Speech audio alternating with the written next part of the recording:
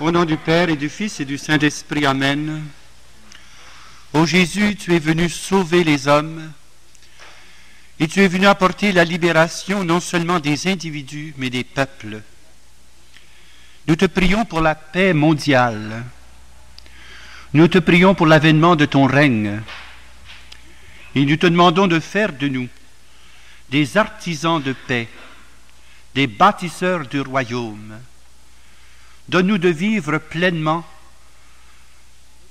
ce que toi-même tu nous as demandé, d'être lumière qui luit dans les ténèbres, d'être le ferment dans la pâte, d'être le sel de la terre.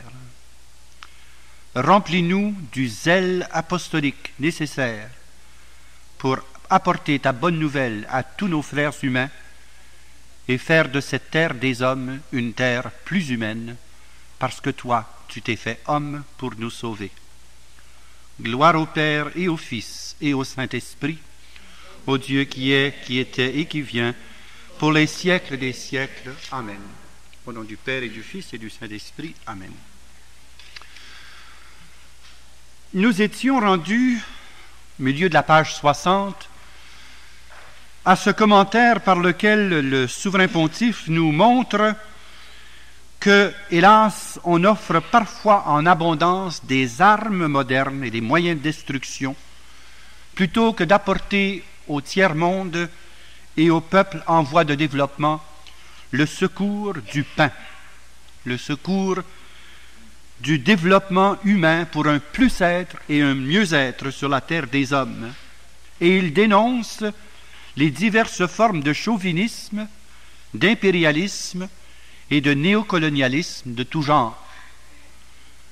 Il faut beaucoup de courage, vous savez, pour affirmer ces choses-là, parce que bien des pays auxquels le pape s'adresse sont des pays officiellement catholiques.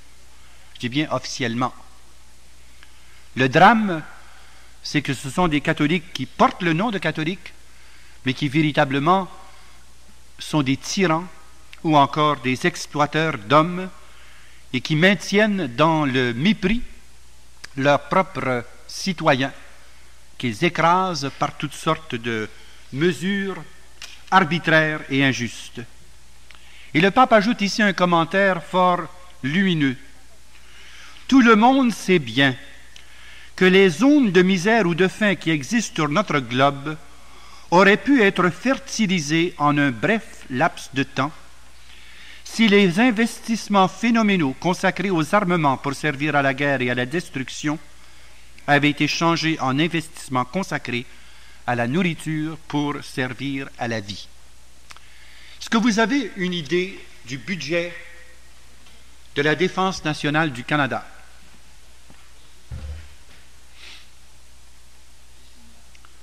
« 6 milliards pour le Canada. Aux États-Unis,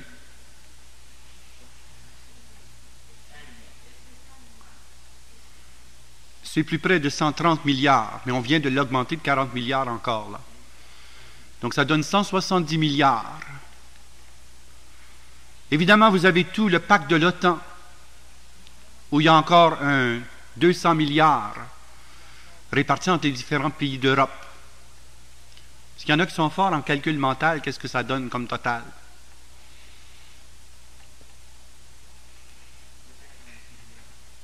386 milliards.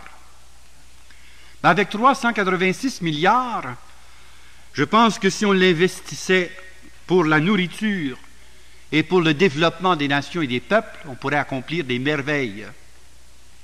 Et là, on n'inclut pas là-dedans les montants astronomiques qui ont servi pour les explorations spatiales. Donc, ce serait quelque chose comme dans les 500 milliards qui seraient disponibles. Et on n'a pas développé encore le millième des ressources sur le plan de la culture, simplement au point de vue nourriture. Juste pour vous donner une idée, supposons qu'on prendrait un des 3 grands lacs, le lac Erie par exemple, et qu'on l'ensemençait de poissons. On pourrait avoir assez de poissons pour nourrir 7 milliards d'hommes. Et vous savez que le poisson est la nourriture la plus riche en protéines. Si on ensemençait un demi-mille le long des grands cours d'eau, on pourrait multiplier par 100 000 la production de blé d'Inde et de toutes les denrées alimentaires. Mais on a choisi non pas de multiplier les ressources de nourriture, mais on a choisi de diminuer les bouches autour de la table. Ce qui vous fait comprendre le cri alarmant du pape Paul VI, au lieu de diminuer le pain sur la table, augmentez le pain sur la table et ne diminuez pas les bouches autour de la table. Nous avons les ressources humaines et nous avons les ressources agricoles pour nourrir 10 fois la population mondiale, sans aucune difficulté. Mais la propagande et l'économie veulent nous faire croire qu'on ne peut pas nourrir plus que 5,5 milliards d'hommes sur la Terre. La vérité, c'est qu'on pourrait en nourrir 40 milliards sans difficulté aucune. Mais comme on est préoccupé par une idéologie, celle du capitalisme d'une part et celle du communisme d'autre part, eh bien, on préfère des options politiques qui atteindront la population plutôt que de multiplier les ressources. Et c'est ça que le pape dénonce. Il dénonce le gaspillage et surtout l'investissement en armement destructeur plutôt que d'investir dans des ressources naturelles qui permettraient à l'homme non seulement de se nourrir, mais de se bien nourrir. Et la famine mondiale qui frappe plus du tiers de l'humanité est le résultat direct des injustices dues à cet impérialisme économique, dû à ce capitalisme honteux, qui est aussi condamnable que le communisme lui-même. D'ailleurs, le pape Jean-Paul II, dès ses premières déclarations, a déclaré le capitalisme comme intrinsèquement mauvais, au même titre que le communisme athée. Parce que dans les deux cas, ce sont des systèmes idéologiques qui sont contre l'homme et qui érigent en valeur absolue les biens matériels et qui érigent en bien absolu la consommation. Le plus avoir au lieu du plus être. Et ainsi, l'homme est remis à la remorque de la matière, plutôt qu'en être le maître. Peut-être cette considération demeure-t-elle partiellement abstraite. Peut-être offrira-t-elle l'occasion à l'une ou l'autre des parties de s'accuser réciproquement en oubliant chacune ses propres fautes. C'est très courant. Les communistes accusent les capitalistes accusent les communistes, et pendant qu'ils s'accusent, ni un ni l'autre ne se réforme. Mais la réponse n'est ni dans l'une ni dans l'autre. La réponse est dans le christianisme intégral, dans l'évangile pleinement vécu. La solution n'est pas dans la conversion métrique ou dans la conversion économique, la solution est dans la conversion morale du cœur et de l'esprit. C'est là qu'est la solution. Et c'est pourquoi l'œuvre de l'évangélisation est tellement prioritaire, puisqu'elle s'adresse directement à cette question face à chaque homme: pour moi, qui suis-je? Pour toi, qui suis-je? Tu es le Fils du Dieu vivant, le Seigneur, l'envoyé du Père. Tant et aussi longtemps que les nations de la terre ne se tourneront pas vers le Seigneur Jésus-Christ, nous ne pouvons espérer ni paix, ni justice, ni amour. Ça a l'air qu'on est juste un petit groupe ici. Et des fois, on est porté à se dire: mon Dieu, que la tâche nous dépasse. Mais n'oubliez pas qu'il y a des floraisons de groupes un peu partout dans le monde et qu'il y a une fermentation spirituelle. Je lisais encore hier soir un rapport de cette effervescence de la foi en Russie soviétique, à tel point que Moscou a été obligé d'ouvrir 3 nouveaux grands séminaires. C'est vraiment extraordinaire, parce qu'on en avait fermé sous le régime de Khrouchtchev, et on pensait bien qu'on ne verrait jamais le jour où on pourrait ouvrir de nouveaux grands séminaires. Mais devant le nombre de vocations sacerdotales qui se présentent dans la jeunesse moscovite, eh bien, on a été obligé d'ouvrir 3 grands séminaires. Et on a réouvert 10 églises qui étaient fermées au culte. Il y a une effervescence, vous savez, qui se passe. Alors, la parole de Dieu n'est pas vaine. Et la promesse qu'il a faite, les portes de l'enfer ne prévaudront pas contre l'Église, demeure ferme. C'est là-dessus qu'il faut accrocher notre espérance. C'est convaincu de la victoire du Christ de Jésus qu'il importe que nous nous fixions pour avoir le courage, l'audace, surtout la fermeté dans la foi. Parce que nous connaîtrons des bourrasques, inévitablement. Et ceux-là seuls qui persévéreront jusqu'à la fin seront sauvés.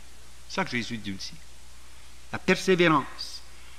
Et forcément, n'est-ce pas, arriver à proclamer la vérité, car la vérité est la voie royale de la paix.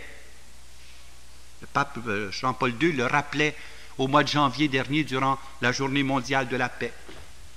C'est la vérité qui va apporter la paix. Or, cette vérité, il la proclame haut et fort, en dénonçant les injustices qui divisent les hommes. Et alors, il nous dit, non seulement est-ce qu'on s'accuse mutuellement, mais on accuse l'Église qui provoque les partis. Mais le rôle de l'Église, c'est d'interpeller l'homme à la conversion. Peut-être provoqueront-ils encore de nouvelles accusations contre l'Église. Celle-ci, cependant, ne disposant pas d'autres armes que celles de l'esprit, de la parole et de l'amour, ne peut renoncer à annoncer la parole à temps et à contre-temps. Et celui qui parle, vous savez, nous vient derrière du rideau de fer. Celui qui parle a fait 3 ans de prison sous le régime nazi et 3 ans de prison sous le régime communiste. Donc, quand il affirme que la mission de l'Église, c'est de n'avoir d'autres armes que celles de l'esprit, de la parole et de l'amour, et que le rôle de l'Église, c'est de parler à temps et à contre-temps, il sait de quoi il parle. Il l'a signé de son sang. C'est pourquoi elle ne cesse de demander à chacune des 2 parties et de demander à tous au nom de Dieu et au nom de l'homme, ne tuez pas. Convertissez-vous. Ne préparez pas pour les hommes destruction et extermination. Pensez à vos frères qui souffrent de la faim et de la misère. Respectez la dignité et la liberté de chacun. Quel héritage veut-on donner à la jeunesse montante? Les ruines et les destructions d'une guerre thermonucléaire, ou si on veut leur transmettre la richesse inestimable de la vie. Sur l'heure du dîner, j'ai eu le plaisir de rencontrer Alfred et Antoine, et je leur ai demandé s'ils ne partageraient pas un tout petit peu quelques-unes des expériences qu'ils ont connues dans leur pays. Leur pays a connu de profonds bouleversements, et ils ont pu voir de leurs yeux combien ces textes du souverain pontife collent à la réalité. Et j'aimerais peut-être leur demander s'ils voulaient partager avec nous, peut-être quelques minutes, certains des éléments qu'ils ont connus dans leur cheminement. Venez ensemble. Parce qu'ils ont pu voir, au fur et à mesure du développement de la situation dans leur pays, combien tous ces éléments proclamés par le souverain pontife a joué fortement. Approchez, c'est pour vous dire tout simplement ce qu'on avait parlé, justement, c'est vrai. Parce qu'actuellement, notre pays, là, justement, il y avait une assez... qui passe une façon bouleversante, quoi. C'est parce qu'avant, on n'avait jamais eu des gens qui se mettent à la file pour acheter du riz. Mais maintenant que les Français sont partis, là, on a envoyé des gens qui se mettent à la file pour acheter du riz, de l'huile, de tout, du savon, partout. Et c'est pour cette raison qu'à un moment donné, là, on avait fait une petite révolte en 1973, justement. C'est à partir de là seulement qu'on avait eu notre vraie indépendance. Et à partir de là aussi qu'il avait eu cette cette façon de fil, beaucoup de gens qui se mettent à la poursuite de la nourriture, de tout ce qui... Mais avant, on n'avait pas eu cette occasion-là. Et peut-être vous pourriez nous dire un mot là, de ce qui a été le néocolonialisme français par rapport à la situation malgache et comment ces attitudes empêchaient, n'est-ce pas, le progrès de la nation et du peuple. Peut-être pourriez nous dire un mot sur cet aspect-là. Pour parler un peu de ce néocolonialisme, je prendrai surtout l'image de deux vases communicants. Et si vous voulez bien me suivre le tableau là, c'est comme si on avait deux vases communicants ici.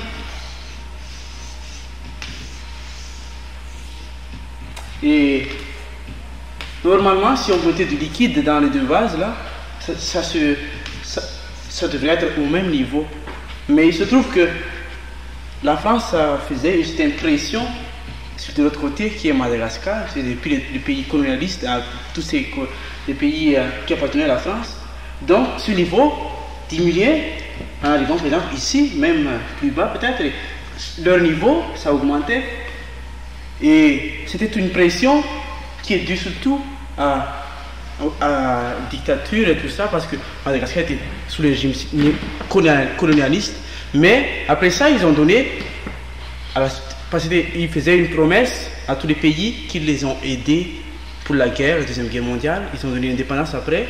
Et cette indépendance qui était fantoche, comme on dit, un gouvernement fantoche, parce que ce sont eux autres toujours qui tiraient sur les ficelles, comme si c'était des marionnettes qui jouaient en avant, les gouvernements. Et ça continue encore, cette pression-là. Et d'ailleurs, l'Église elle-même participait un peu à ce régime de pression-là. Parce que certainement que l'Église avait son message d'annoncer à chacun la liberté, d'annoncer cette liberté que Jésus-Christ voudrait bien donner à chacun, à tout homme et tout dans l'homme. Eh bien, l'Église a tout fermé sa bouche pour ne pas parler de cette mission qu'elle devrait parler. Et parmi ceux-là, il y avait des autochtones, malheureusement, mais c'est comme ça. Il y avait aussi des missionnaires. Et c'est seulement après une révolte qui était contre les Français et puis contre aussi les missionnaires, parce qu'on voyait des écritures sur les maisons des missionnaires qui disaient « Missionnaires, sortez dehors, Français, sortez dehors, colons, sortez dehors ». Et ça a failli, d'ailleurs, ça a déjà commencé un peu, une guerre, un tribalisme très très fort, sanglant, et donc parmi lesquels on avait perdu des amis et des enfants, beaucoup de peuples.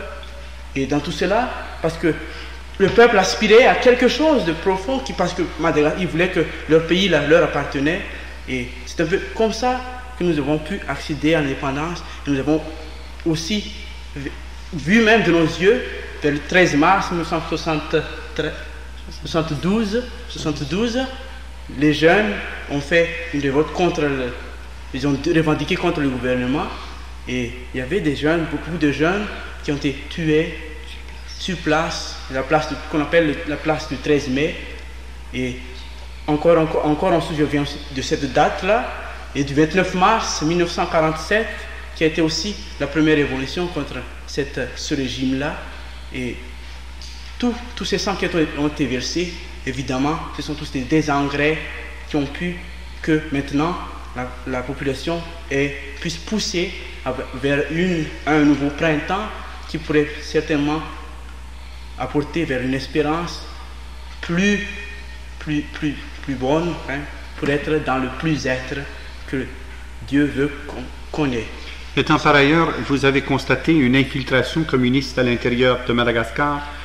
Peut-être vous pourriez nous souligner un peu comment il y a cette tension entre, d'un côté, l'ancien colonialisme français et d'autre part, l'impérialisme soviétique qui brouille les cartes. Peut-être vous pourriez nous dire un mot là-dessus. C'est vrai que maintenant, Madagascar et puis l'Afrique même est vraiment soufflée par ce courant d'idéologie communisme et puis, comme le disait le père, un peu de la Russie. Et Madagascar est touché par ceci aussi. Il y a des jeunes qui sont formés dans tous les quartiers de Madagascar.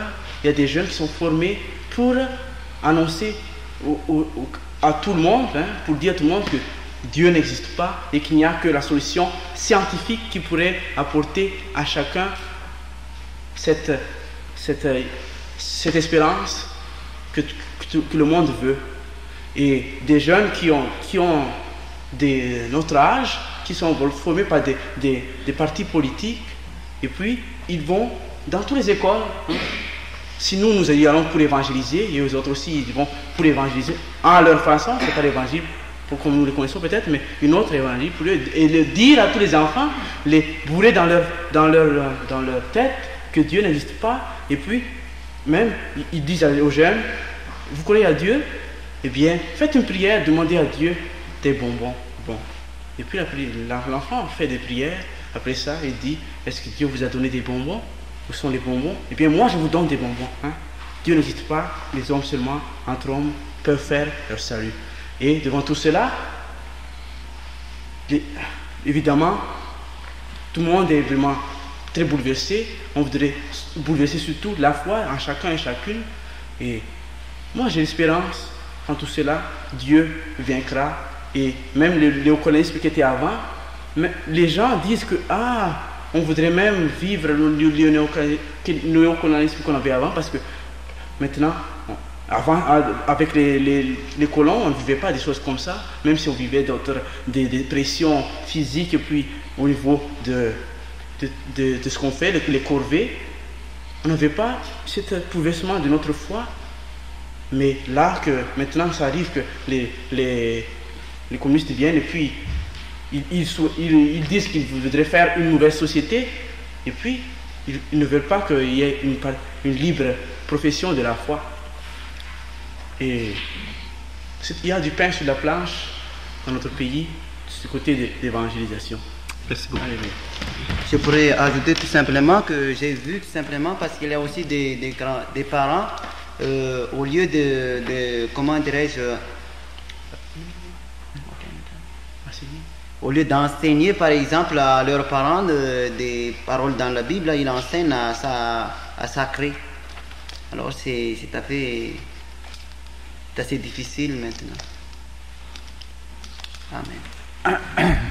On s'aperçoit, voyez-vous, que les problèmes dont traite cette encyclique ne sont pas des problèmes abstraits, ce sont des problèmes qui concernent des hommes.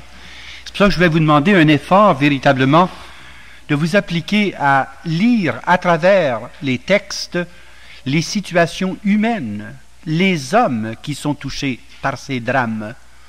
Quand nous parlons de la faim, quand nous parlons de la famine, est-ce que nous voyons ces corps squelettiques des jeunes enfants qui sont voués à la mort parce qu'ils portent déjà tous les signes de la malnutrition? Ce que nous voyons derrière le mot abstrait famine, les personnes individuelles, et ils sont des millions. Je vous disais qu'il en meurt 12 000 à l'heure, uniquement de la faim, sans parler des autres maladies.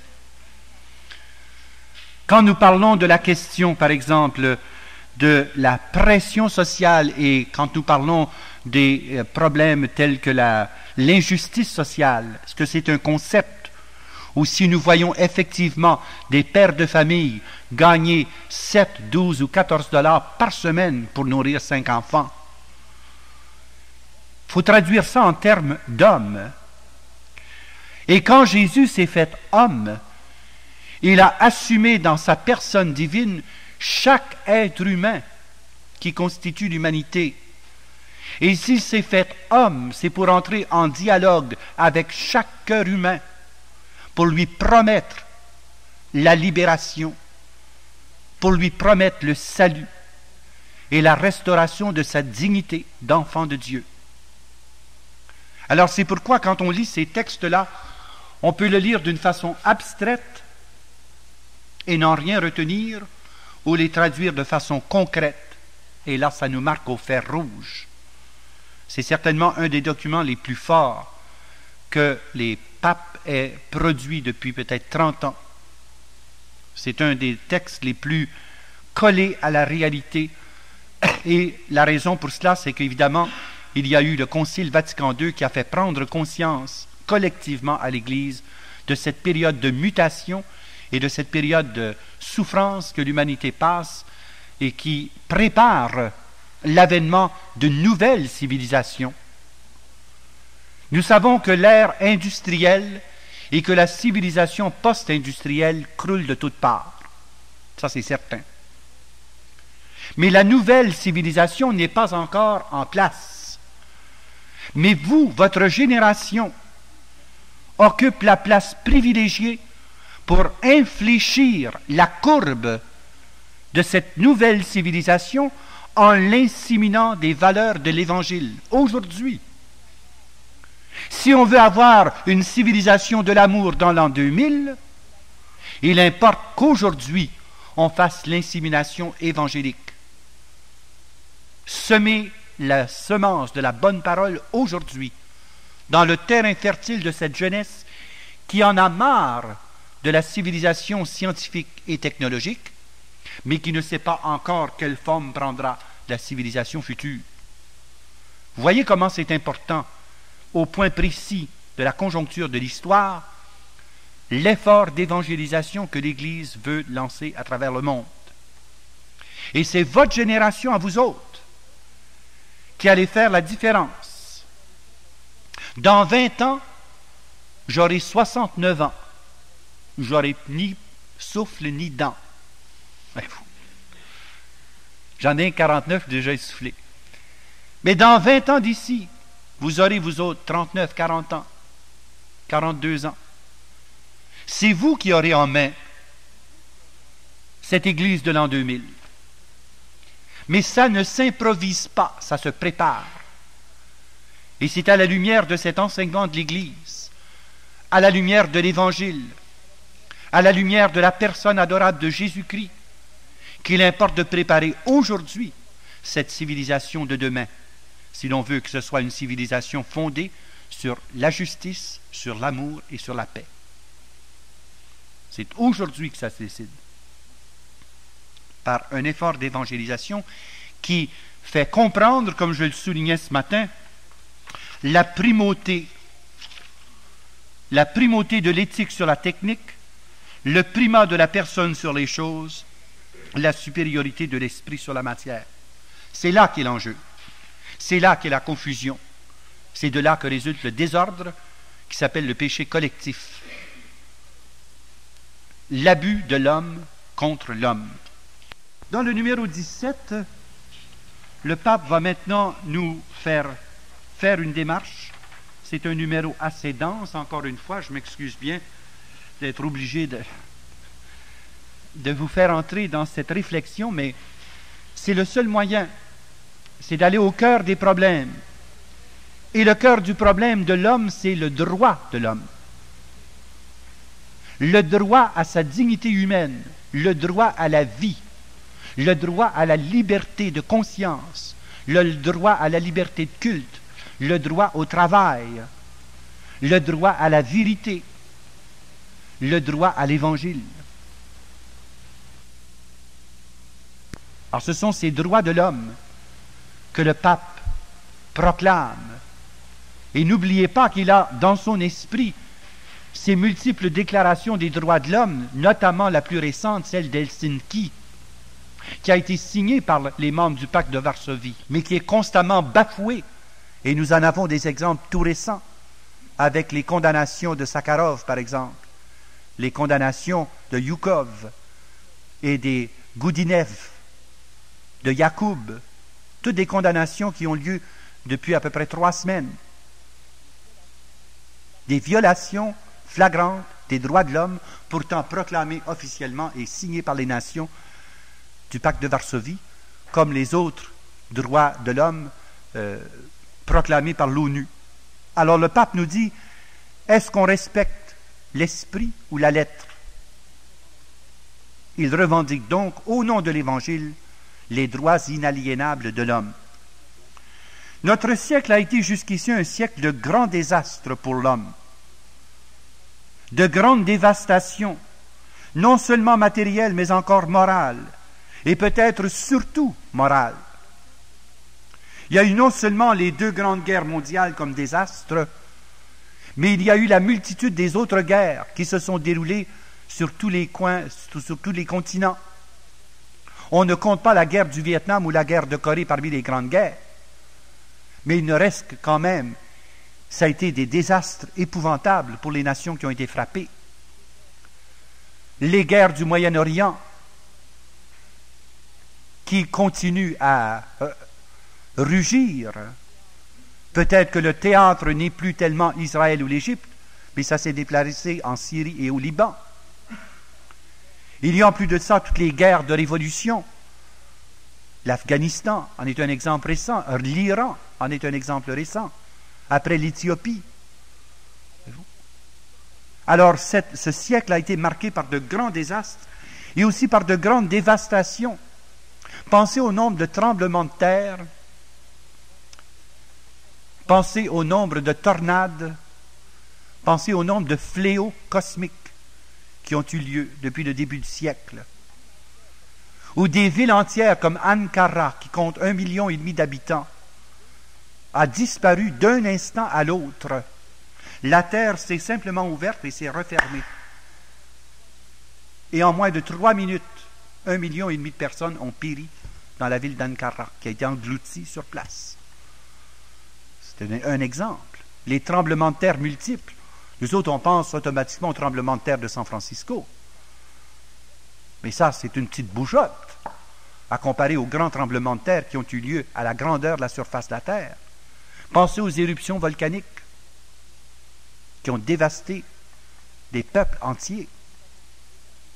Nous avons été témoins depuis le début du siècle de grandes dévastations matérielles, mais les pires ont été les dévastations morales. Il n'y a pas un siècle autant que le nôtre qui a donné libre cours à la licence sexuelle, à l'immoralité publique. Il n'y a pas une culture et une civilisation qui est allée aussi loin dans la perversion que la présente civilisation. Sodome et Gomorrhe étaient pratiquement des garderies d'enfants à comparer à ce qui se passe de nos jours. Car n'oubliez pas que Sodome et Gomorrhe n'étaient pas quand même des villes tellement grandes. Sodome et Gomorrhe, n'est-ce pas, c'est un petit quartier de village à comparer à des villes comme San Francisco, comparé à des villes comme New York, où la corruption, Los Angeles, où la corruption déferle publiquement et est économiquement rentable. Quand nous regardons dans les anciennes civilisations, on se réservait des lieux de plaisir, mais à distance des grandes capitales. Et surtout, on respectait infiniment la famille et l'enfant. Mais aujourd'hui, on fait même du commerce par la prostitution des jeunes enfants. Et on met même d'une façon librement ouverte les mariages à 4, à 6, à 8 et à 10. Jamais des cultures auparavant ont fait des choses comme ça. C'est tout simplement le déferlement de l'immoralité sous toutes ses formes, la violence sous toutes ses formes, le terrorisme sous toutes ses formes. Et c'est en état endémique. C'est pas juste sporadique par-ci par-là, mais c'est endémique, c'est à la grandeur du monde.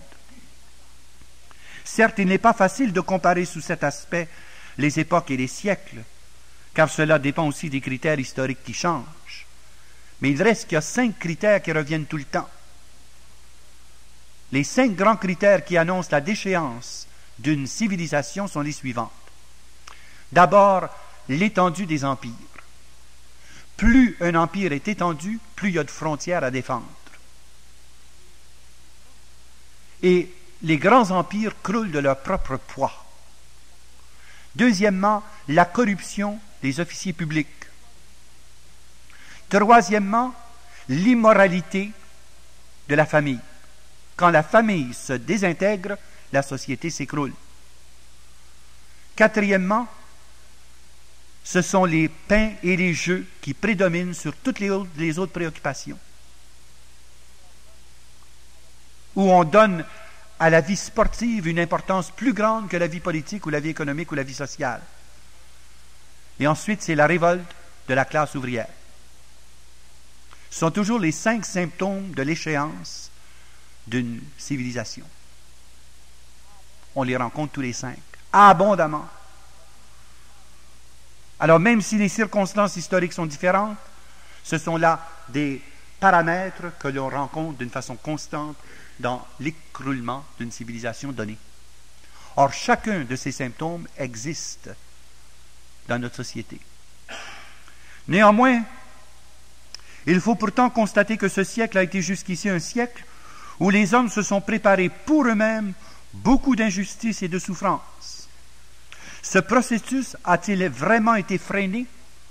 En tout cas, on ne peut s'empêcher de rappeler ici, avec des sentiments d'estime pour le passé et de profonde espérance pour l'avenir, le magnifique effort accompli pour donner vie à l'Organisation des Nations Unies.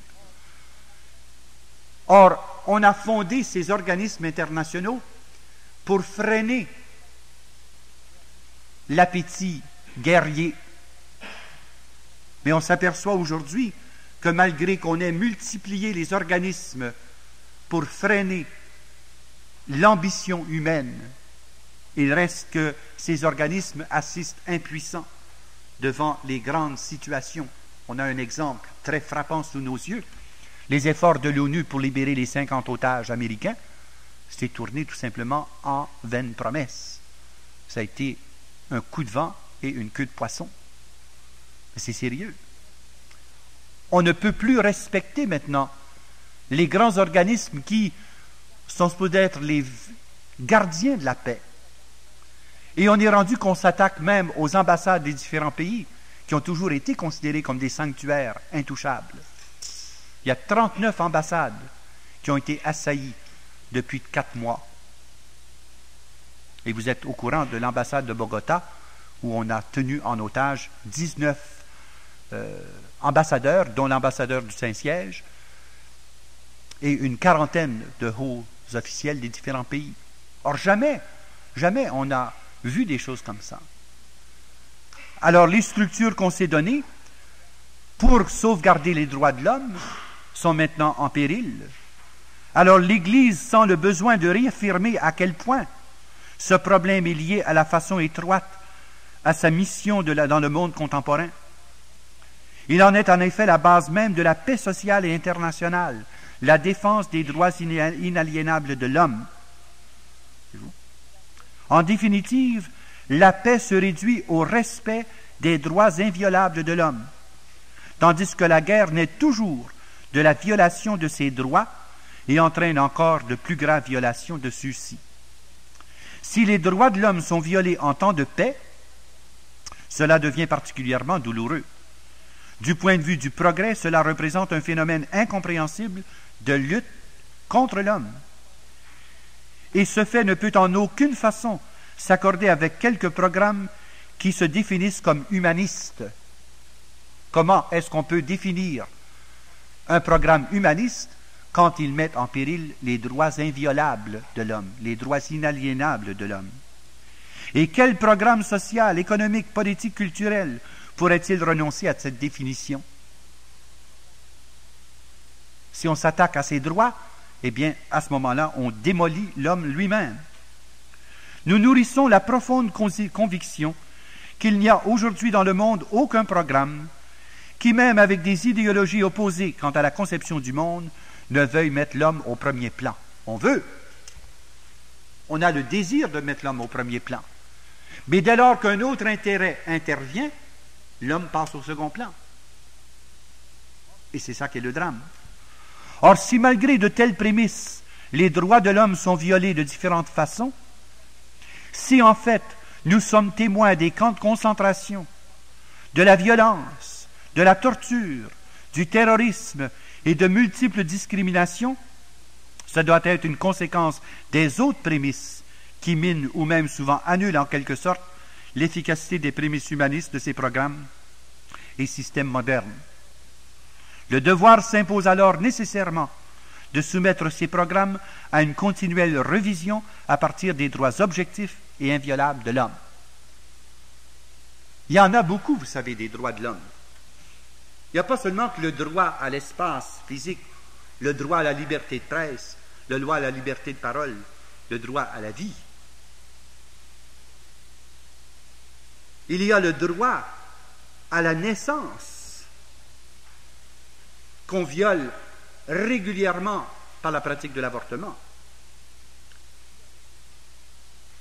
Il y a le droit au travail, car l'homme ne peut atteindre sa dignité d'homme que par et à travers le travail. Or, avec l'inflation et le chômage, on nie à l'homme ce droit primordial de conserver sa propre dignité par son travail. Il a le droit strict à avoir le minimum vital pour exercer avec décence ses responsabilités d'homme. C'est bon. Le pape Jean-Paul II, à l'occasion de son discours dans l'ONU, définit 38 droits inaliénables de l'homme et dit que ce n'est qu'un rappel. En fait, tout cela avait été élaboré déjà par l'enseignement de Pie XII. Mais vous voyez, en défendant les droits de l'homme, nous nous portons au secours de ce chef-d'œuvre de la création que Dieu a fait à son image et à sa ressemblance et que Jésus a restauré d'une façon plus admirable encore par sa rédemption. Le fondement de la dignité de l'homme est à prendre de ses origines et est à prendre de sa destinée. Et c'est pourquoi il est important que nous-mêmes, face à cette défense des droits de l'homme, que nous ne soyons pas simplement influencés par un vague humanisme, si noble soit-il, mais qu'il s'inspire des sources mêmes de l'Évangile. Car en plus de la dignité d'homme en tant qu'homme, il y a cette dimension de la dignité humaine qui lui est conférée par l'incarnation du Verbe et par la rédemption de Jésus. La déclaration de ces droits et aussi l'institution de l'Organisation des Nations Unies ne se limitait certainement pas à vouloir rompre avec les horribles expériences de la dernière guerre mondiale, mais elle visait aussi à créer la base d'une révision continuelle des programmes, des systèmes, des régimes, précisément à partir de ce point de vue unique et fondamental qu'est le bien de l'homme, disons, de la personne dans la communauté, et qui, comme facteur fondamental du bien commun, doit constituer le critère essentiel de tous les programmes, de tous les systèmes et de tous les régimes.